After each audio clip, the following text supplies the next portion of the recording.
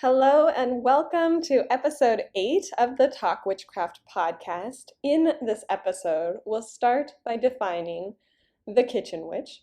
Then we'll talk about what to do if you can't cook or don't know how to make the most of awkward spaces or small spaces, and what to do to manage a space that is shared with muggles, children, or messy folks. You're listening to Talk Witchcraft, the podcast where we talk about witchcraft as a lifestyle and discover how to merge magic into your daily life. Every week, we'll demystify witchy topics like tarot, astrology, crystals, herbs, and more as you develop your personal brand of magic and create the life of your dreams. I'm your host, Maggie Hazeman. Okay, so we're talking about kitchen witchery. And the reason that I chose this topic for this session, for this time of year, is because the Mumbles Academy is structured around the zodiac season. So I decided to take this opportunity to use this first episode as the introductory lesson to the more in-depth masterclass that I'll be sharing with Mumbles Academy students throughout this week. So that's what we're doing, and the zodiac seasons are determined by which zodiac sign the sun is traveling through based on the tropical zodiac system. So this is determined by the equinoxes and the solstices. And so we are in Cancer season, which begins directly after the summer solstice. And so Cancer season is the energy in this time is all about the family. So this could be your biological family, but if you aren't close with your biological family and you maybe have a chosen family, Cancer energy loves it all. So anyone that you consider your closest loved ones, that's what Cancer energy is about. And this energy is also focused on the home. So this is your childhood home and how you were raised. This is your current home and where you are right now, why you are the way that you are based on how you were raised and the choices that you've made. And it's also about your future home. So where you want to go, what kind of home you want to create. And in a lot of different cultures, the center of the home is the kitchen. And so that's kind of why I chose this topic for Cancer season. Like if you think, I think about parties that I go to with my family, and we always end up in the kitchen. Even though like my grandparents' house, the kitchen was the smallest room in the house, but somehow we were always all in the kitchen just crammed together. And I think this is just because that's where the food is. So we all gather around where the food is and we cluster together and we spend time together. So that's just to let you know why I chose this specific topic for this specific season. And so in this episode, I am going to be sharing with you what kitchen witchcraft is, where it comes from, what it means to be a kitchen witch. And I'm also going to be sharing with you some ideas for what to do if you don't feel like you're a good cook, or if you don't feel like you can cook or you don't know how. I'm also going to share with you what to do if you have like a small kitchen or a awkward space. Sometimes open floor plans make it a little bit challenging to gather your energy in the kitchen. And then also shared spaces. So if you live with muggles or people who don't practice witchcraft, or if you live with children who often have their curious hands and everything, or if you live with really messy people who don't clean up after themselves. So all of these things that kind of make it challenging to practice kitchen witchcraft if you share a space. Now, if you're in Mumbles Academy, you'll get some more later this week. So tomorrow, the first lesson, or the Cancer season masterclass at 2 p.m. We'll be going more in detail. We'll be talking about the 7 principles of magic and how these come into kitchen witchcraft. We'll be talking about some of the more practical aspects of kitchen witchcraft, so the tools and setting up your altar. And if you're not in Mumbles Academy, then you can join. There's still time. You can join at any point just by going to mumblesacademy.com, and then you can have access to that masterclass as well. And of course, if you join anytime in the future, you get access to everything that we've talked about in the past. So you can get all of these lessons later on if it right now is not the right time. Okay, so let's get started with this lesson. Let's focus on where we are right now. Okay, so when you hear the phrase kitchen witch, you might think of like an old-fashioned stone cottage with a thatched roof, and then inside there's this big fireplace and a big open flame with like a cauldron hanging over it, and there's someone standing over the cauldron and they're stirring it and they're adding ingredients and herbs and things. And then arranged all around on shelves, there's like clay bowls and jars of dried ingredients and herbs hanging from the wall. So this is kind of like the imagery we often think of with kitchen witchcraft. There's like a big wooden table with chairs all around it. I think of the home in Rise to Candleford. That's a good BBC show if you haven't seen it before, but they have just like, that's just what I imagine as kitchen witchcraft, is their little cottage. And in a time before electricity, this is how a lot of people really did make their food. They making soups and stews in these big cauldrons over open flames. And it was also where people would make healing potions, so medicines using herbs and their medicinal properties, and concoctions that were for magical purposes to bring about some sort of magical result. Now, modern people, we have a lot more convenience in terms of how we cook our food, and we have more accessibility to a variety of ingredients that we can get from going to the grocery store, and they're shipped in from all over. So we have a lot of these conveniences. After the era of convenience, like the 1950s is kind of like the era of convenience. Microwave meals came around and all of these prepackaged foods, but more and more people are turning back to their roots of making things from scratch and using ingredients that come directly from nature and that are local and are organic and all of these different things. That's kind of a movement. So as people learn about these big agricultural practices and industrial agriculture and how it affects the earth and how it affects our health, a lot of people are turning more towards these holistic, ancient practices of being more intentional with the ingredients we choose and cooking more from scratch. And so there is this movement where people are growing some of their food or even all of their food. People are investing in farms. People are moving more and more to having an entire farm or to having a backyard garden or even just a pot on the windowsill for herbs and vegetables. And this popularity for organic ingredients is also on the rise, and more people are looking for organic foods, and because of that they're becoming more accessible, so you don't have to go to a specialty store to find organic food, and a lot of times it's actually not very expensive, very comparable to conventional produce and products.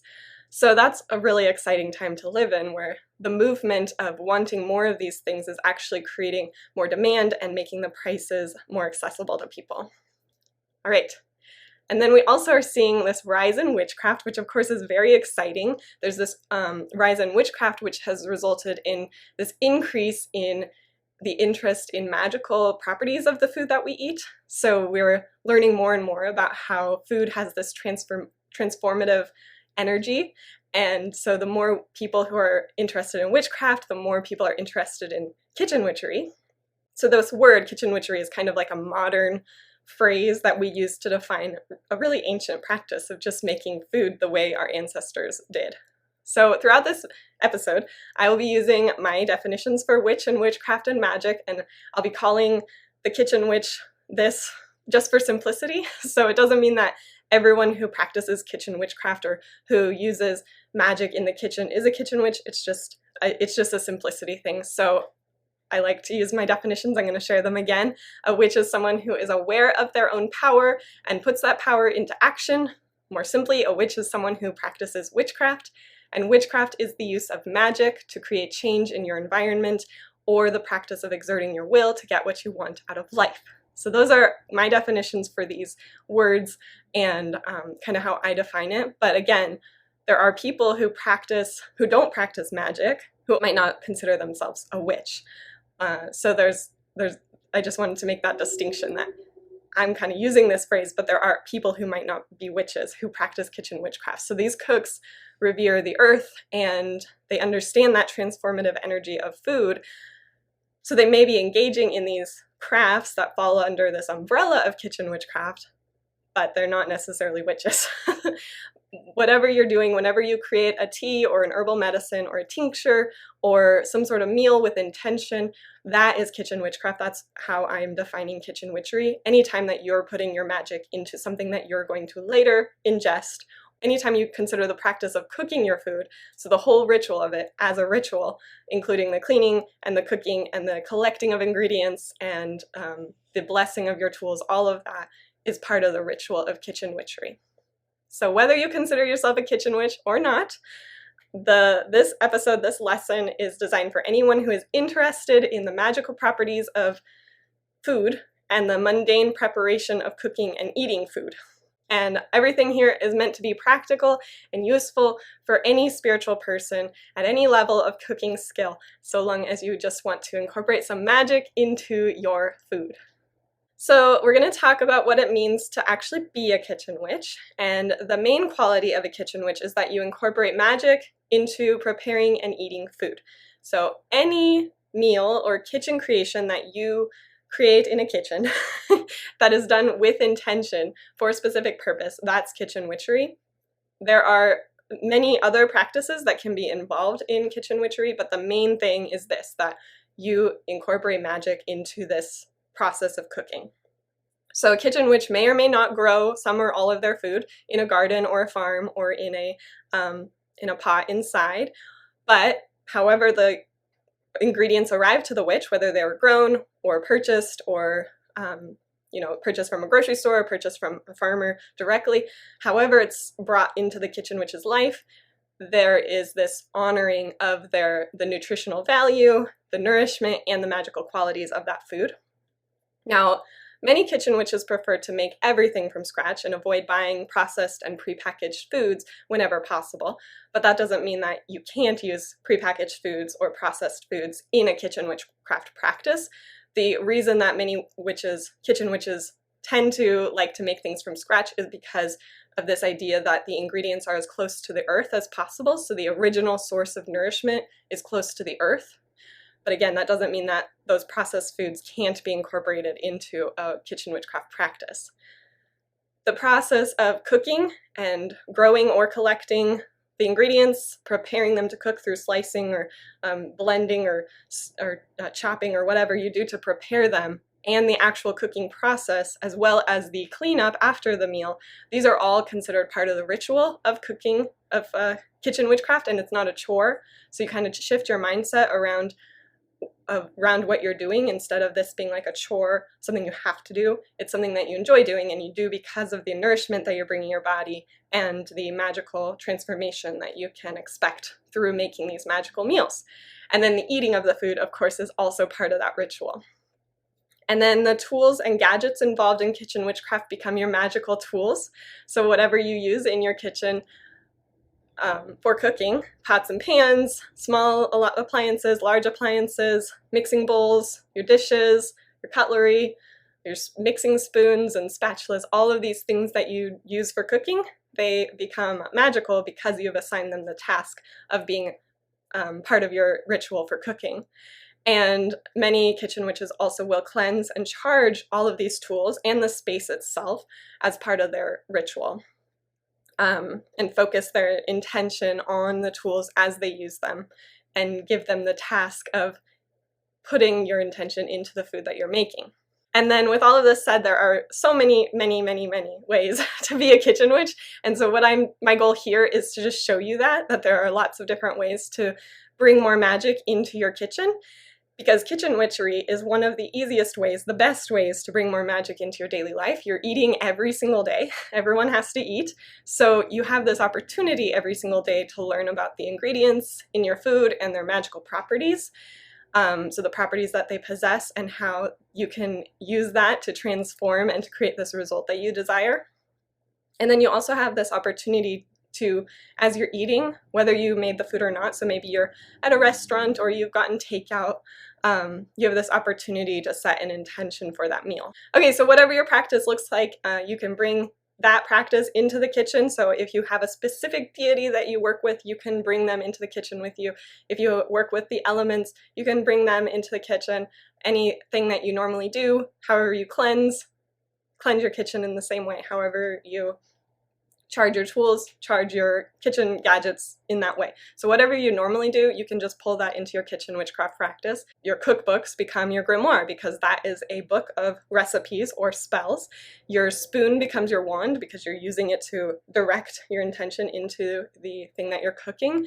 Your pot becomes a cauldron, and it just so happens that your materials are all edible. So you might not be working with crystals in the same way. You can use crystals for certain things. Don't eat your crystals.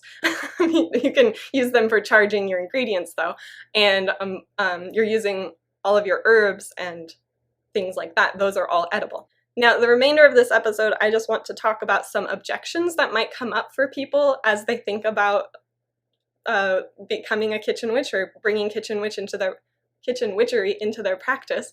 And this is just to ease your mind, because sometimes we have these things that pop up and they say, no, I can't do that because of this reason. So I just want to make sure that we take those objections away so that you can, if you are interested in this path of witchcraft and you want to bring kitchen witchcraft into your practice, then you don't have anything holding you back, because I'm going to take away all of those fears and limiting beliefs right now. So if you're thinking, I'm a terrible cook, or I don't like to cook, or I've never cooked before, or maybe you're thinking that your kitchen is too small, or that your space is awkward, maybe you have an open floor plan, or you have like your appliances are arranged weirdly, or you don't have that much cabinet space, anything like that. If you're thinking that you live with muggles or people who would judge you, so you don't want to share that with other people or be really open about this kitchen witchcraft practice, or maybe you're worried about your kids who, if they're younger especially, they might get into things and they have those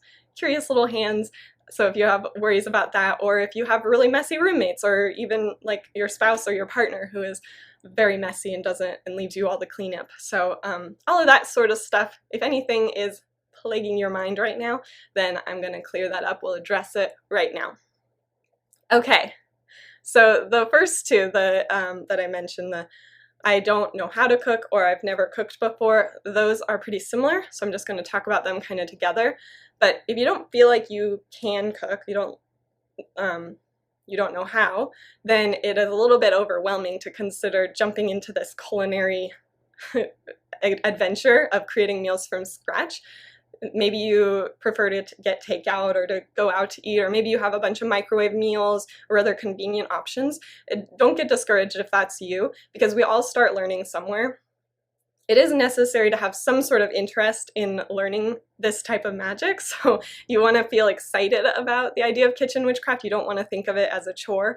So if that's not you, then this might not be the right path to go forward, but because your witchcraft practice should bring you joy. So if it's not bringing you joy, if being in the kitchen doesn't bring you joy, or the idea of it doesn't, then what's the point? But if you are interested and you are excited, then I'll let you in on a little secret. You can work kitchen magic into your practice very easily. You can do kitchen magic whether you are simply dumping a jar of marinara sauce on your pasta that you've boiled, or whether you are growing all of the ingredients to create a marinara sauce from scratch. Both of them can be magical, and a peanut butter and jelly sandwich can be just as magical or even more magical than a elaborate stir fry that has a peanut sauce on it. Like all of this, both of these can be equally magical. So I always like to remind you that simple spells can have very big impacts. Keeping things really simple is how you keep your mind focused on the intention. So if you make things too complicated, if you have all of these steps and ingredients and materials, then you're shifting your focus from the intention, the purpose of the spell, and you're taking that focus and putting it on the process and the steps and everything you have to do. And so that's not to say that complicated spells or recipes aren't good. It's just saying like you want to be comfortable with what you're doing before you do an elaborate process. So with kitchen witchcraft, complicated recipes that have a lot of ingredients and steps and take a lot of time, and you're not used to that kind of thing, that will take your mind away from the intention, the magical desire, and put it on those steps that you have to do, things that you might not be familiar with or know how. So don't worry if you're not a fancy cook or if you don't know how to cook these elaborate gourmet meals. if you can boil water, then you can be a kitchen witch because magical tea is a staple in kitchen witchery. It's a very simple thing to do. It's just about as simple as you can get. You boil some water and you pour it over the tea. So it's very simple. Anyone can do that. But I will add that it is worth learning how to cook and to find the joy in that process of learning how to cook, especially from scratch, as you practice. And the more you practice, the better you get. That's just how it works. If you practice, you'll get better. When you cook from scratch, you just have a lot more freedom to make substitutions based on your particular desire. You start to learn how different flavors combine and work together, and how certain other flavors you might not want to mix together. So you start to learn about different ingredients and how they work together. You can substitute for different purposes if you want to shift your intention. So it also empowers you to do a lot more with your witchcraft practice when you cook from scratch. And at the same time, since you're using ingredients that are closer to the earth, because they are closer to their natural form, they're not processed or prepackaged, this just strengthens your connection with the earth and also with your physical body, because there's more nutrition involved, and there's and that also strengthens your connection with your spiritual body, so both your physical and your spiritual body and the earth. So I just want you to know that you can start where you are, wherever you are in your cooking skills. You can commit to learning more as you go. You start where you are, learn more, and then just give yourself the time to learn and be patient with yourself in that process, because many people become confident in their magical ability after a week or a couple of weeks. You start to see how your magic works, and the same thing is true for anything that you're learning. So you can just give yourself a couple weeks to learn these new skills, and just to help you get on that path. Now, I would suggest you invest in a beginner's cookbook, and especially if you find one that's specifically for witchcraft, then you're already a step ahead, because they incorporate that magic into the recipes. And there's actually quite a few of these witchcraft cookbooks. So anyway, I'd suggest investing in some sort of cookbook. Beginner cookbooks are good, or finding a beginner blog to follow if you don't have the funds right now to invest in a book, a physical book. If you find like a blog, these are free. And beginner things often feature recipes that have fewer ingredients. So, there's some, I have a cookbook that's like 10 ingredients or less recipes, and that's great because, that's not very many to manage. And a lot of times the beginner recipes take less time, so 30 minutes or less.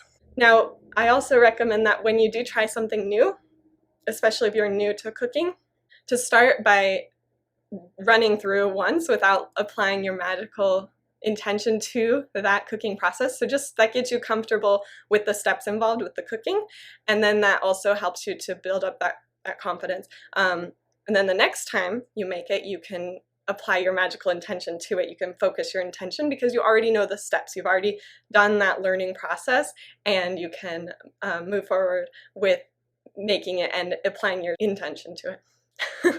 And then if you already do have a few meals that you kind of cycle through, we get into, I do at least, I get into cycles of certain meals that I make pretty consistently.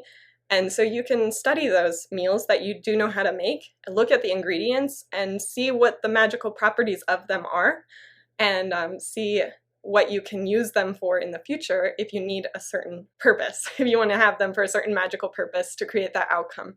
Okay, so a couple of other concerns that I mentioned before about kitchen witchcraft and what might be holding people back. You might feel like you have a very small kitchen, or open floor plans also can be a little bit challenging. So to arrange your kitchen in a way that's conducive for magic and for cooking with ease. So small kitchens are a little bit more challenging for cooking because there's usually less counter space and less cabinet space. So in these tight or awkward spaces, it can be a little bit more challenging to feel that flow of the energy of what you want, but you can also get creative, and that's what I'm going to help you with.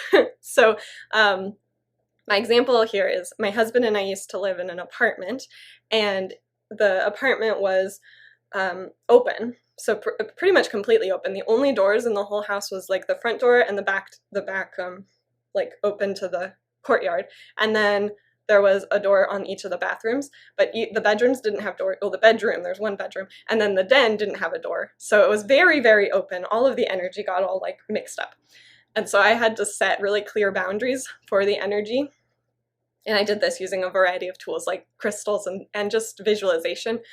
But for the kitchen, it was challenging because you came in the front door and the island was right there. And so the island kind of acted as like a half wall separating the kitchen from the hallway, basically. And so I always, when we first moved in, I had a really hard time connecting with my energy when I was cooking. I always felt like really scattered, and the ceilings were really high too. It was like 10-foot ceilings. So it was just like really, it was odd. It was hard. It was hard for me. But then I set very clear boundaries for myself and for my husband. He was my fiance at the time, but I created like a visual line where clutter could build up on that side of the island, but not on the kitchen side. And so that was just a boundary that I set for myself to know that the kitchen space was separate. And so that's one idea, is to make this visual separation in your space, especially if you have an open floor plan like that, where the kitchen is in its own room. And the reason that you would want this is because I feel like it's nice to kind of contain the energy of what a room is intended to be used for. So I talked about this in a previous episode, but like you want your bedroom to be like relaxing or romantic even. You want if you have like an office space, you want that to be motivating and productive feeling. And you want your kitchen to have, well, a variety of different things, but generally I want my kitchen to feel welcoming and joyful. So it's hard to set those spaces up when you don't have walls or doors. And so that's just something that you kind of have to learn to do with visual separations or energetic separations, like I mentioned, the crystals and the visualization. Now, if you have a small kitchen, you can make it seem bigger by using mirrors. So I've seen people put mirrors on the doors of their cabinets, and that kind of bounces the energy around and makes it feel bigger. Or, you know, the backsplash could have mirrored tiles in it, or, you know, mirrored hanging mirrors, things like that. So that can help to make it look bigger. You can also create separation by painting the walls of your kitchen a different color, like a line.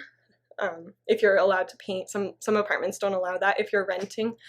So anyway, you can do things like this. You can also, one thing that we did in our apartment was where the cabinets ended, we put up corner shelves there, so that added more storage space in the kitchen, and kind of created a line defining, here's the kitchen, here's the living room. You can also put like a table next to the cabinet on the ground. So we put up corner shelves on the wall, and then on the floor we put a table next to it. So that just adds a little bit more storage space, or a definition of here's the entrance of the kitchen. And you could keep your altar tools there, so you could store your kitchen gadgets in that area, or you could create an altar or something like that, or just use it for clearing up counter space. So if you have all your appliances on the counter, you can move them over to that storage.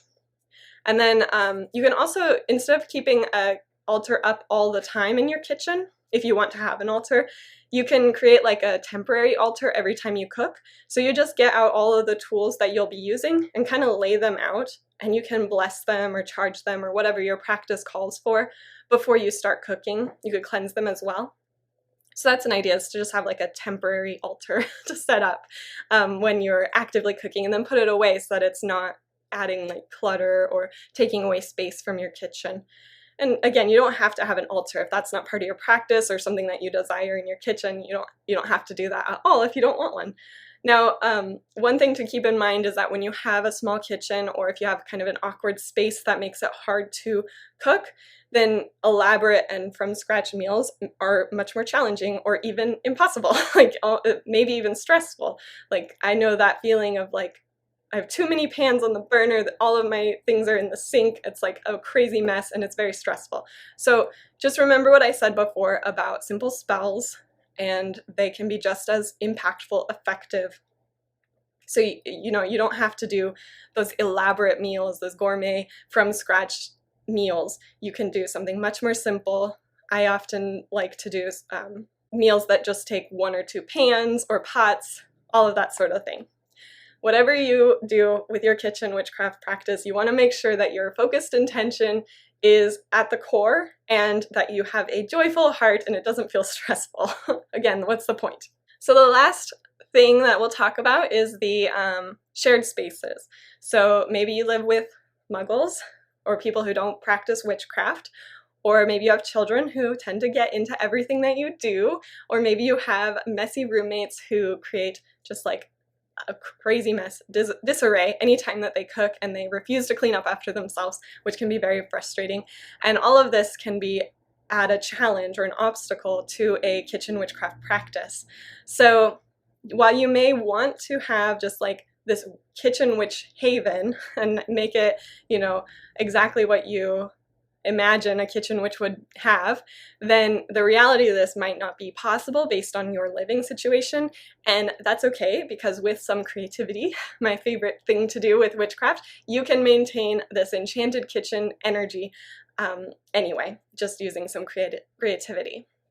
So starting with muggles, specifically judgmental muggles, because, you know, some people live with muggles who are supportive of your kitchen witchcraft practice, so you might be out with them and they're just like, they either think you're a little charming or whatever, that you're just a little silly or woo-woo, or you might have judgmental muggles who actually can be mean or hurtful or harmful with your practice. It depends on the type of muggles that you live with, but we'll focus specifically on those judgmental muggles, because that is the ones that you probably don't want to be super honest with about your practice. And even though witches have come a long way, being able to practice openly and freely in much of society, there's a lot of places around the world where witchcraft is still punishable by death, but in recent years, witchcraft has entered the mainstream, especially in Western society, as like a trend.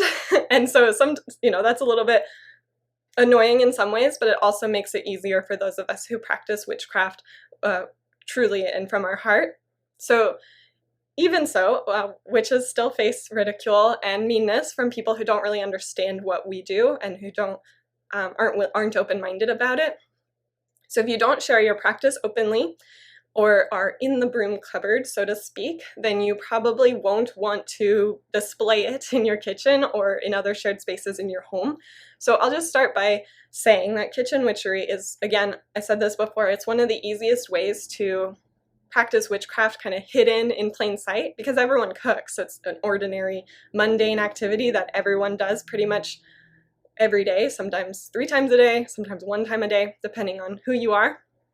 So you don't need an altar, as I said before. You don't need like witchy symbols and statues in your kitchen. You don't need special tools for kitchen witchcraft, because you use what you normally use for cooking. Whatever you have for cooking, ordinary looking, things that don't stand out as witchy.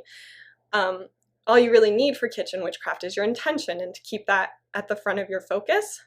So that's the first thing. If you don't have to set up an altar. If you do feel like you need an altar and you want to keep it kind of hidden, you can use like everyday objects to represent the energy that you want to bring in. So maybe you want to bring in the 4 elements. You can use a jar of air. That's just like an ordinary thing that nobody would think is witchy, but it's empty or filled with air. So that is a representation of air. You can use, I've seen those chili peppers, the dried peppers. You could hang those as decoration, and that represents fire. Or you can use like a house plant that has soil in it, or a crystal, if that's something that makes sense in your house. Some people think crystals are devil work too, so you might not be able to have crystals around, but a house plant, a crystal, a pretty rock that you found, anything, these can be used to represent earth. And then for water, if you could have like a collection of seashells, and it's just decorative, beautiful seashells that you've either collected or found in a store to represent water. So be creative with that. You can find representation of, if you have a deity, instead of a statue of that deity, you can think about something that represents that deity, that god or goddess. Bring that into your kitchen. So those are just some things to give you some brainstorming ideas. I would recommend cleansing your kitchen tools if you share your kitchen with other people, so that you can cleanse their energy from the tools before you start making a magical meal or magical creation. You can use any cleansing method that you normally do, so like smoke cleansing, of course, but that might be something you don't want to do in front of other people. So one way to cleanse that's not very obviously witchy is to run water over your tools. That just looks like doing the dishes, right? So, you just run water with the intention of cleansing the energy away. If it's an appliance, you obviously can't run water over it, but you can use your regular cleaning products, natural products, of course, to cleanse with the intention of removing the energy of other people.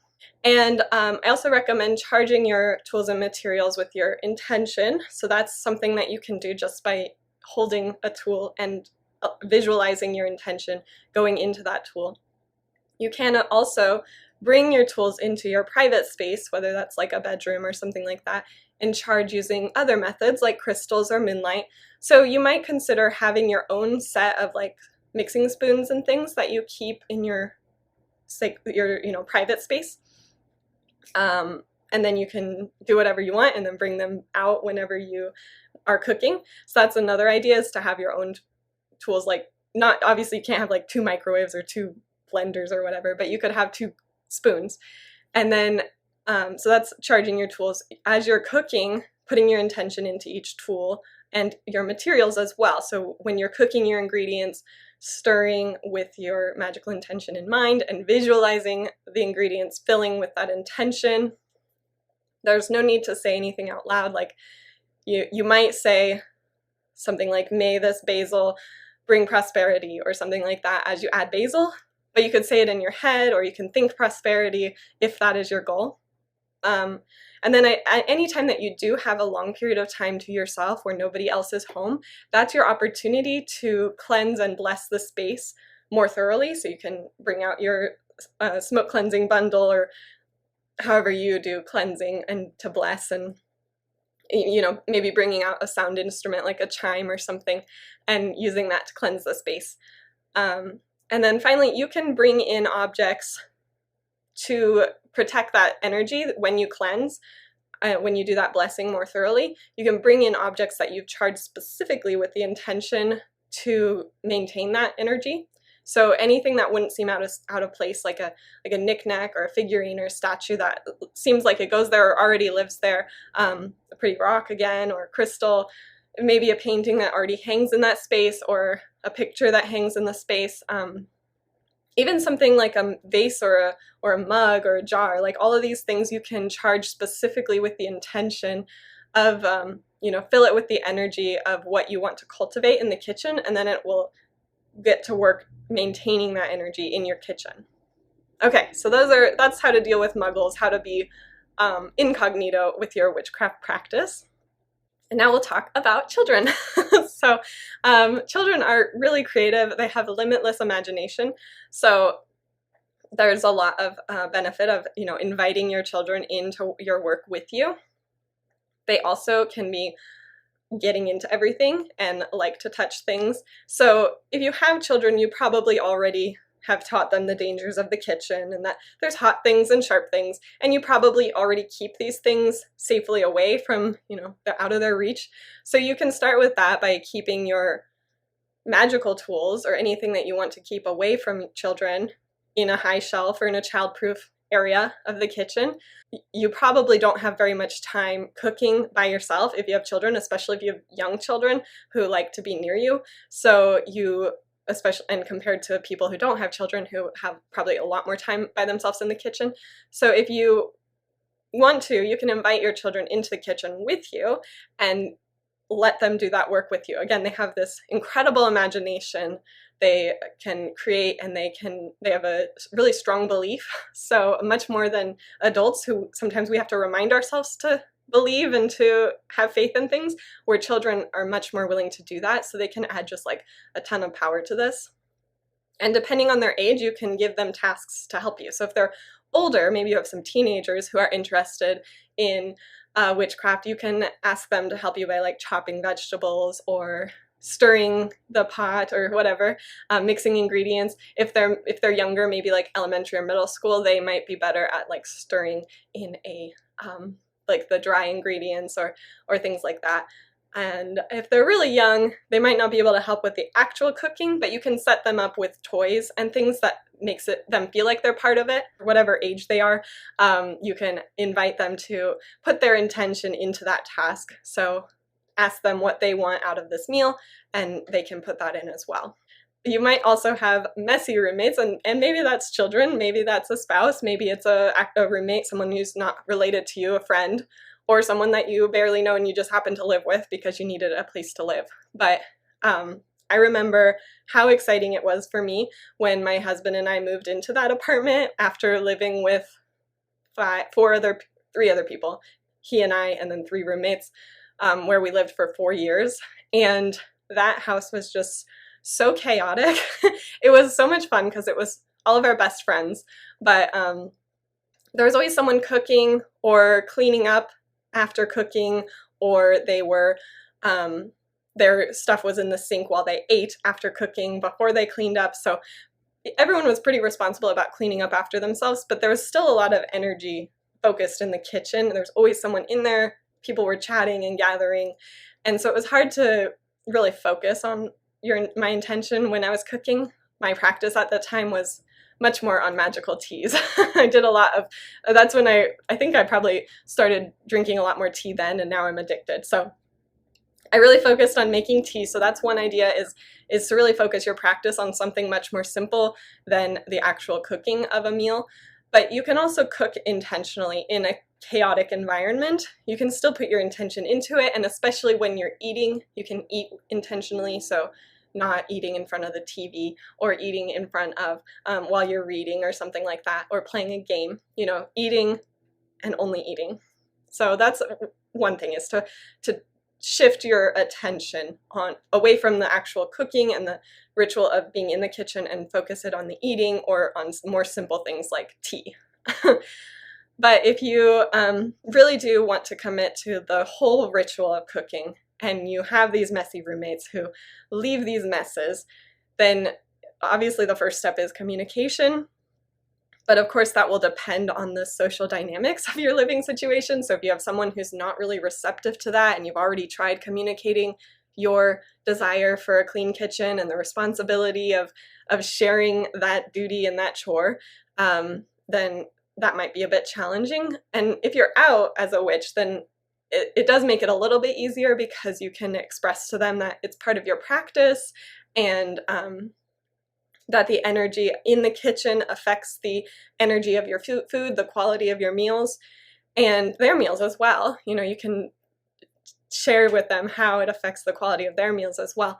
But if you're not out, then it's a little bit hard to explain that this is part of your practice and that you need the energy to be a certain way for your meals. And so then you have to resort to more mundane explanations, like the responsibility of sharing chores, etc. So either way, whatever the dynamic of your household is, whatever your relationships are, that will determine their response and whether or not they change their ways. You can't really change someone else, though. Like, you can express what you need from someone, but you can't really expect them to change unless they want to.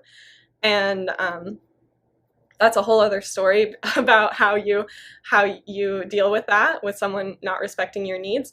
But we're talking about kitchen witchcraft, so if you want to have that space the way that you want, then you might need to take on that role of just becoming the cleaner. And that, it might not be what you want to hear, but that's something that you can choose to do to make that space clean before you get started cooking, and turn it away from being like a resentment thing of like, oh, I have to clean up after this person, and turn it into something fun and part of the ritual, part of the cleansing process. You are cleansing their energy from the kitchen by cleaning their dishes. And even if it's annoying, that's just kind of part of it.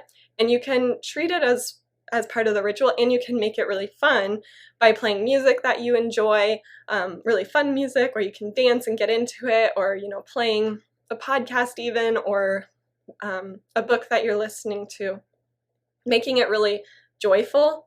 And you can invite a friend over so that you have someone to chat with. So just making it more of a fun experience instead of a resentful chore that you have to do because your roommate is disrespectful.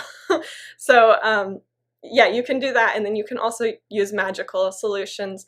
Like, you can cast a spell for a cleaner kitchen, and you can set the intention that the space is more aligned with that energy that you desire. So spend some time every day just visualizing the kitchen as you want it to be. So with visualization, as I've mentioned in previous episodes, you want to make sure that you incorporate all of your senses. So you're visualizing a clean kitchen with, clean countertops and the sink is empty, no dishes, everything's put away. So that's like the visual part, but you can also incorporate your sense of smell with like the smell of your soap, or thinking of the smell of your cleaning products, or even your favorite meal that you want to make in there. That's how you want the kitchen to smell. You can think of the taste of your favorite food as well. You can think of that. If you want to, you can think of the taste of the cleaning products, but that would be kind of gross. But you could do that. The feeling of, like I mentioned before, I want my kitchen to feel welcoming and joyful. So maybe you do too, or maybe you have a different way that you want your kitchen to feel. So that feeling of what it is like in there, the feeling of, not finding crusted on food on your stovetop, and not finding like dried little crumbs all over the countertop, having smooth countertops, that's a feeling. Is that all sound? Couldn't remember all of our senses. So your sense of sound, you can think about what the food sounds like when it's cooking in a frying pan, or what the sound of a buzzer or anything, the sound of people laughing and chatting in the kitchen. Whatever, will help you feel like your kitchen is the way, that's how you visualize it. Okay. So those are all of my tips for dealing with, the feeling of not being a good cook, the feeling of not knowing how to cook, wondering what to do with a small space or an awkward space or an open floor plan, how to deal with muggle roommates, and especially judgmental muggle roommates, how to deal with your children and inviting them in, and then the process of dealing with messy roommates, because, sometimes we have them. And I just hope that this helps you to overcome some of those objections that might be coming up for you surrounding your kitchen witchery practice. You can find out more about this episode by going to mumblesandthings.com/blog/009. Join me next Tuesday when we will talk about creating, organizing, and keeping your own personal magic book as a reference for your practice. And make sure that you subscribe so that you are notified about each new episode. Please leave me a 5-star review wherever you listen to podcasts. This helps other witches find this show, it helps this podcast grow, and I really appreciate it. You can also find me on Instagram and Facebook with the handle @mumblesandthings, and join us in the Talk Witchcraft Facebook group by going to talkwitchcraft.com to chat about this episode with other witchy folks. Wait, don't go yet! Thanks for listening to Talk Witchcraft with me, Maggie. If you've enjoyed this episode, I invite you to check out mumblesacademy.com. Mumbles Academy is the place to be for intuitive souls at any stage of their witch path. Whether you are a wildling at the very beginning of your witchcraft journey and are looking for a safe learning environment, a creator who is committed to your practice and wants to develop your witchcraft skills even more, or a sage who is full of wisdom already and wants to share what you know with others, Mumbles Academy was designed for you. With monthly masterclasses and live Q&As, an extensive archive of courses and trainings, and a supportive community to help you along the way with encouragement and advice. Mumbles Academy is the perfect place for you to be as you continue on your witch path.